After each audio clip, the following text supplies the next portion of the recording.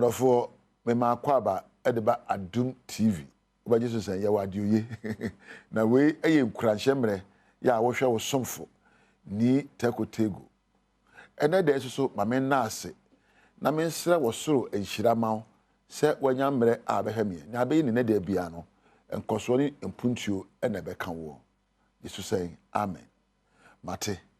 Ene so ensem amede nam no bi ene ensem se enioma abeye na wabrabo adimu na asafata eba na osikasemu eba na wapomodnemu eba na wawademu wadehwemu abrabo na muntu a wutuo no yewo akade bi wo ha se uhunu na no me no ka se abrabo a yebuye no nioma miensa ene ye nyina yesem baako yi se hwehunu experience. For most of us, our decisions are based on our experiences. Therefore, if our experience is negative, our decisions are informed by negative experiences. If our experiences are positive, then our decisions are informed by positive experiences. The next thing is that our experiences are also informed by knowledge, theories from others. And then lastly, our decisions are informed by the wisdom we have. I would ask that let your decisions be informed by wisdom. Wisdom is applied knowledge and understanding. Nyansa, onyansani de okura na brabo adwene de obeye ho mpre no. Na obisa na wo se na tenka ebe eye papa. Se me de bibi a ni susanso ne sen. Atenka menyen papa. Na me de ka bibi ana me ye bibi a ni susanso ne sen. So anyone here, the wise always weigh their emotions before it affects their actions. Ebia no bia ka bibia kire ebia no akoti bibi nyansa bema wa sode asone so na wa pekwa betimi aka no anaye no na di mpunchuo abre nyinara. Wisdom will preserve you from taking hasty decisions. Nyansa ehya wo so ema wo mfatimo pobia keke emfa bubura ebato wana wo yebi nyansa be kura wa konode se akonode ne ba ebia na wo ya brante wasi so wo kondo iPhone 13 and 14 se nyansa o timu a na enye empo experience bi se o experience obi you should be so me too I want to be experienced, I want to be seen as having one. No, you begin to weigh the options, the benefits of using iPhone 13.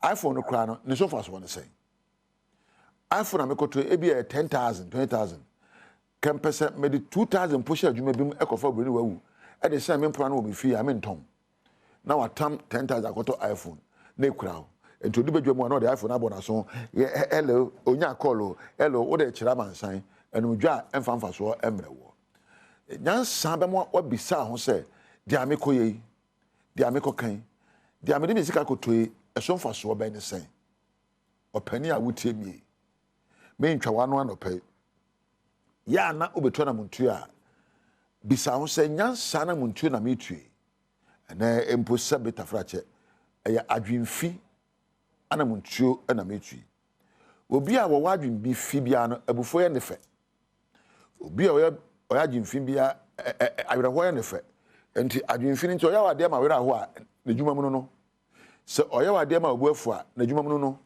oya wade ma watetia na dwuma mu no because sabe nyansa apare no adwemfi ena da na adwen proso ento on de abufo ye ne fe awerho ye ne fe ena ebobo de ye ne fe enti nana montuo nyina ne se meye ema obi buafu meye ama obi werho meye ama obi ensasi fom sabe adwemfi wura ena de mesrew obetimi a woni ho kani wo fie a eya na wagya adwemfi ne kakra abrante na baba ne me ne okasa bebia we adwuma bia na eya na wato adwemfi na kyen na apanyansa ahye ho so.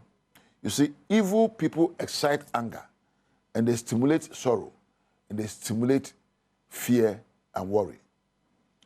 The sufferings of others should be warnings to us. Yeah? You say Jesus Christ abrabo a enioma obe nyina edi nyansa kwan edi ahotobre obi. Nano mia me nua be ma otenkra mpoano efe ne Peter. No akopo wanya na mo anche no. Otenekodo so na wasum na no na Peter odwen wankramu ko mena ntewo na lo e. Mena ntowo na lo. Na adwendwen na akire no Yesu do se krache ye na hawo. fra net ne to ha na abeyi nam ne bi ope ensemo anu ye edema Peter Yesu no nya farefo na mmom ogi tumi a woni mu no epe Peter akwansidie no anu ye ema Peter ka say na nipa we oya nipa ben what manner of man are you Odofo if you want to act in a manner that people will stand up and say what manner of man are you wo abemu woni abemu wo ye adwuma baabi se wa no kasa no ye ma obi twan say nipa ben no ka asem we mo apiaf mo ne kasapa mo na adwuma pa yesa o ka asem ya na obi oya no onipa dodo ka ho nsem no na nyame atemu wo na eba wo so hwe na no bi susumi hia brantie bi na kuro bi fo so wa kire onye na onyame ma na akwankyere ema odi kuro na ni edekogina nsukokwa no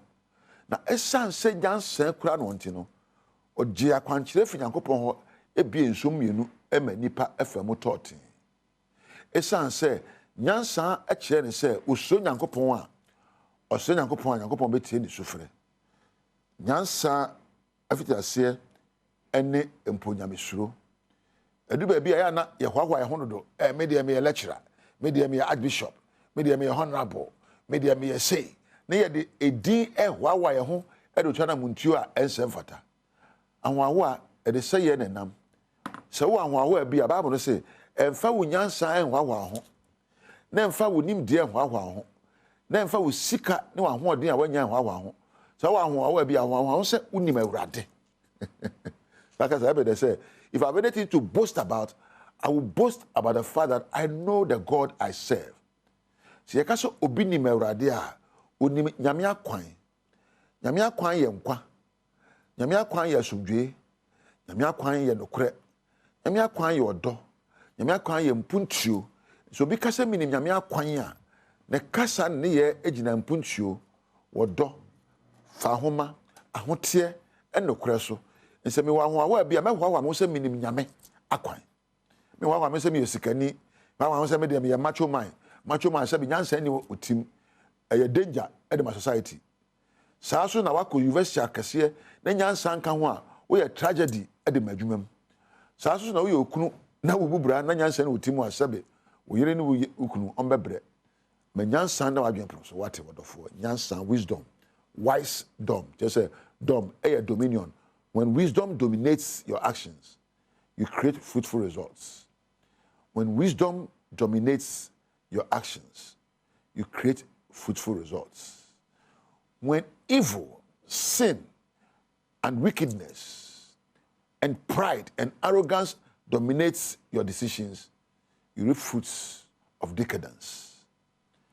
The das odofo makabro for me nchirase otwi bo bi se me nchirase wo kira me ba me kire wase me se nyansa ekura wana muntuo ehye ahohyeso de mawa wana muntuo eye pepepe yo discipline wana muntuo ya ahohyeso wana muntuo ema abaso bi ba wa brabo so na wakasa amanfo dane wani kasa o mama nie nemom se ahomaso adwenefi entro ne bone edokro wakoma ene wadwene a ne ma we nyina no sebe edo ya die ebofo na adwenwe na bra nkrankre me mpa bo no se ene de ya okui anamuntuo bi abetuo kasa bi abeka no ya na wabisa se wesusu no enyansa kwa na wesusu no enyansa ene ya na wesusu no ennioma ameyo a edi mpuntuo ene ahoto bebre wo bi ana wesusu no amekokan empu ebehye obi nkuran epege obi efra were homa koyedie mu